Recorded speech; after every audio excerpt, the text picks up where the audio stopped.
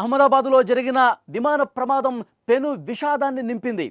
ఇప్పటి వరకు మనకు అందుతున్నటువంటి సమాచారం 270 మృతదేహాలు ఆసుపత్రికి చేరుకున్నట్టుగా తెలుస్తోంది. ఎందుకంటే ప్రమాద తీవ్రత ఏ స్థాయిలో ఉందో మనకి కనిపిస్తోంది. ముఖ్యంగా ఈ ప్రమాదం గురించి చర్చ వచ్చినప్పుడు ఇంత పెద్ద దేశ చరిత్రలో అతిపెద్ద విషాదంగా మిగిలిపోయినటువంటి ఈ విమాన ప్రమాదం జరిగినటువంటి చర్చలో ఈమె గురించి మనం ప్రత్యేకంగా మాట్లాడుకోవాలి. ఎందుకంటే విమానంలో 242 మంది ప్రయాణం చేస్తే కేవలం ఒక్కళ్ళే బతికి బయటపడిన పరిస్థితుంది. అతని పేరు విశ్వాస్ కుమార్ రమేష్, 40 సంవత్సరాలు. అతను సీట్ నెంబర్ 11A బుక్ చేసుకున్నాడు. ఎమర్జెన్సీ విండో సీట్ నుంచి అతను బయటపడి తన ప్రాణాలను దక్కించుకున్న పరిస్థితుంది. సో ఈమె గురించి కూడా మనం చర్చించాలి. ఈమె గురించి కూడా తప్పకుండా మాట్లాడుకోవాల్సిన అవసరం ఉంది. ఎందుకంటే ఈమె ఆలస్యం చేసింది విమానం ఎక్కడానికి. ఆ ఆలస్యమే తన ప్రాణాలు దక్కడానికి కారణమైంది. ఎందుకంటే ఈమె పేరు భూమి చౌహాన్. ఈమె అహ్మదాబాద్కు సంబంధించినటువంటి మహిళ. లండన్ నుంచి వెకేషన్ కోసం తన భర్తతో కలిసి లండన్లో ఉంటుంది. వెకేషన్ కోసం 2 సంవత్సరాల తర్వాత ఇండియాకు వచ్చింది, అహ్మదాబాద్కు వచ్చింది. అహ్మదాబాద్కు వచ్చిన తర్వాత ఇక్కడ వెకేషన్ పూర్తయిన తర్వాత మళ్ళీ లండన్కి ఏదైతే విమానం క్రాష్ అయిందో ఆ విమానం క్రాష్ అయినటువంటి ఆ విమానానికే ఈమె టికెట్ బుక్ చేసుకుంది. మధ్యాహ్నం 1:30 విమానంలో కూర్చుని ఉండాలి. అయితే ట్రాఫిక్లో ఇరుక్కుపోయింది భూమి చౌహాన్. తన భర్త దగ్గరికి మళ్ళీ వెళ్లేందుకు తను టికెట్ బుక్ చేసుకుంది. ఆ క్రాష్ అయిన విమానమే ఆ సీటే అందులో బుక్ చేసుకుంది.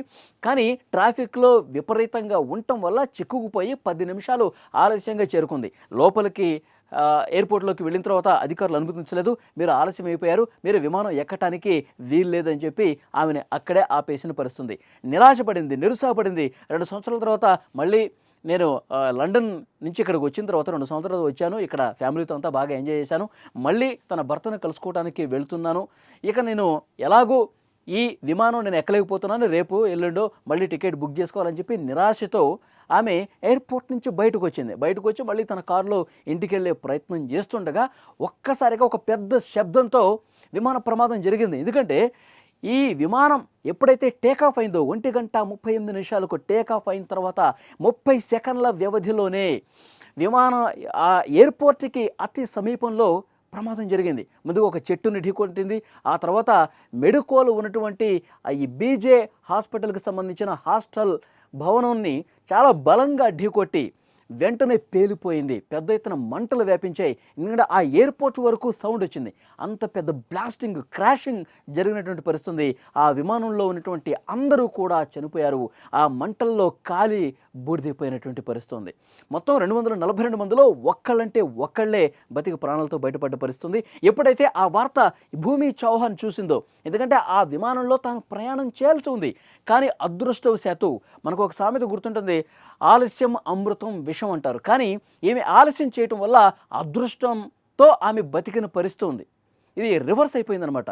తను ఇక్కడ ట్రాఫిక్లో చిక్కుకుపోవటం కావచ్చు, ఆ దేవుడు నన్ను కాపాడాడు.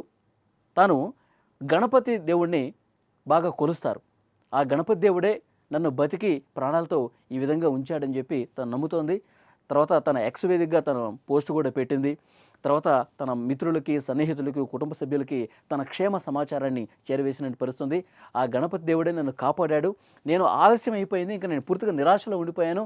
నేను ఈ విమానం మిస్ అయింది కాబట్టి మళ్ళీ నేను బుక్ చేసుకోవాల్సిన పరిస్థితుంది. నేను సమయానికి చేరుకోలేకపోయానని చెప్పి ఆ క్షణం తను బాధపడింది, నిరాశతో ఉంది.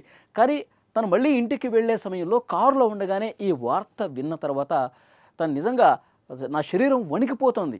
నేను ఇంత పెద్ద ప్రమాదం నుంచి బయటపడ్డాను, ఆ దేవుడు నన్ను కాపాడాడు, నాకు అదృష్టం ఉంది, భూమి మీద నాకు నూకలు ఉన్నాయి అని చెప్పి ఆమె మాట్లాడినటువంటి పరిస్థితి. సో నిజంగా ఆ విమానంలో ప్రయాణిస్తూ కూడా ఒక వ్యక్తి, ఇంతకుముందు నేను చెప్పినట్టు ఆయన విశ్వాస్ కుమార్ రమేష్, 40 సంవత్సరాల వ్యక్తి, 11 నెంబర్ సీటు అతను బుక్ చేసుకున్నాడు. అతని గురించి కూడా మనం ప్రత్యేకంగా మాట్లాడుకోవాలి. ఎందుకంటే ఈ ప్రమాదం జరిగిన తర్వాత అందరూ చనిపోయారని చెప్పి వార్త ఎప్పుడైతే బయటకు వచ్చిందో ఒక్కసారిగా లేదు, ఒక అతను ప్రాణాలతో బయటపడ్డాడు అని చెప్పి సిపి మాలిక్ అనౌన్స్ చేశారు. అహ్మదాబాద్ సిపి చాలా స్పష్టంగా అధికారికంగా ప్రకటన చేశారు. ఒక వ్యక్తి ప్రాణాలు దక్కించుకున్నాడు. 11 నెంబర్ సీటు కలిగినటువంటి వ్యక్తి అతను ఆ ఎమర్జెన్సీ విండో గేట్ నుంచి ఒక్కసారిగా బయటికి దూకేశాడు. దూకిన తర్వాత అతను కింద పడిన తర్వాత స్వల్ప గాయాలతోనే, చిన్నపాటి రక్త మరకలున్నాయి, స్వల్ప గాయాలని అతను కుంటుకుంటూ, ఆ వీడియో కూడా నిన్న మనం చూస్తున్నాం, ఇప్పుడు స్క్రీన్లో కూడా మీరు చూడొచ్చు. అతను కుంటుకుంటూ అంబులెన్స్ ఎక్కే ప్రయత్నం చేస్తున్నాడు. అక్కడ చుట్టుపక్కల వాళ్ళతో మాట్లాడుతున్నాడు. సో థ్యాంక్ గాడ్ ఒక ప్రాణమైన ప్రాణాలతో బయటకు వచ్చినటువంటి పరిస్థితి ఉందని చెప్పి దేవుడికి మొక్కుకున్నటువంటి పరిస్థితి ఉంది. సో అతను కూడా ఇక్కడ ఫ్యామిలీని కలవటానికి వచ్చాడు.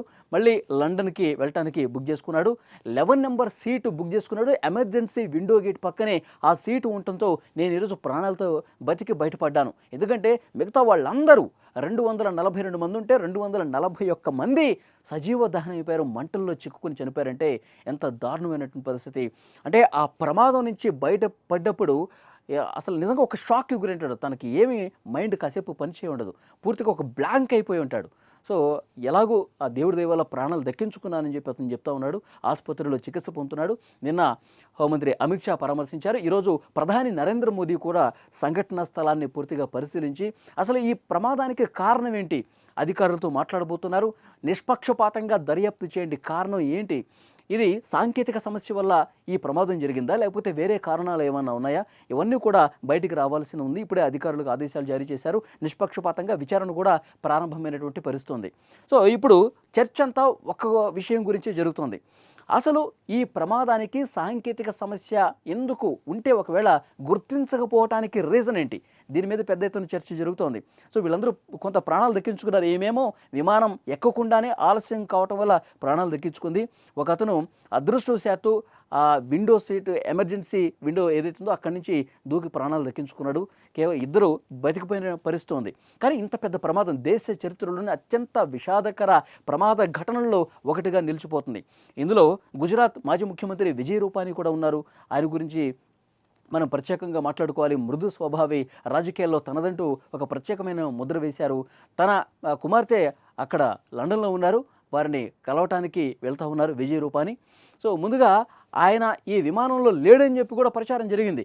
ఆ తర్వాత ఆయన టికెట్ బుక్ చేసుకోవటం, బోర్డింగ్ అయినట్టుగా కూడా కొంత సమాచారం బయటికి రావడంతో ఆ మృతుల్లో విజయ్ రూపానీ కూడా ఉన్నారు అని చెప్పి అప్పుడు అఫీషియల్గా అనౌన్స్మెంట్ వచ్చింది. సో ఇప్పుడు ప్రస్తుతం చర్చ అంతా కాక్పిట్ వాయిస్ రికార్డర్లో ఏముంది, cockpit voice recorder black box, ఆ కాక్పిట్లో ఎందుకంటే ఏదైనా ప్రమాదం జరిగినప్పుడు, ప్రమాద సంకేతం వచ్చినప్పుడు వెంటనే అత్యవసర పరిస్థితి వచ్చినప్పుడు ఏటీసీకి సమాచారం అందిస్తారు. మేడే మేడే మేడే అని చెప్పి. మేడే అంటే ఇది ఒక ఫ్రెంచ్ పదం, నాకు సహాయం చేయండి అని దీని అర్థం. సో విమాన ప్రమాదాల్లో కావచ్చు, నౌక ప్రమాదాల్లో కావచ్చు, మేడే అనేది చాలా ఇంపార్టెంట్ ఉన్నటువంటి కీలకమైనటువంటి వాయిస్ అనమాట. మేడే అని చెప్పి 3 సార్లు ఏటీసీకి వచ్చింది ఇన్ఫర్మేషన్.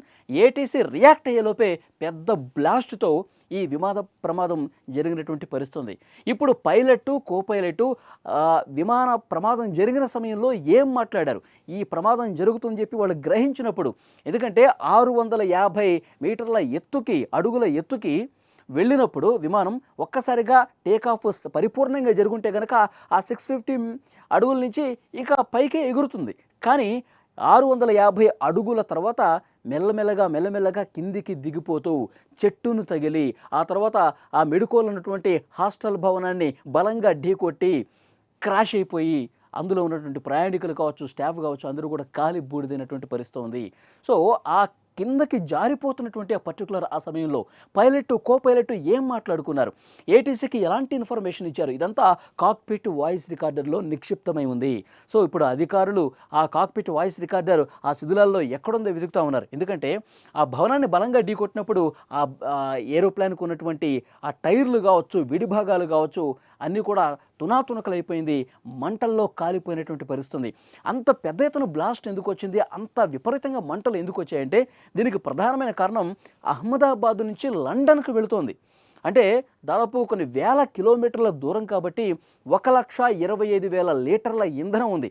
మిగతా వాహనాల్లో ఇంధనానికి దీనికి తేడా ఏంటంటే విమానంలో వాడేటువంటి ఇంధనం చాలా పవర్ఫుల్ అనమాట, చాలా హైలీ ఫ్లేమబుల్, మంటలు విపరీతంగా వస్తాయి, కాలిపోతాయి అనమాట.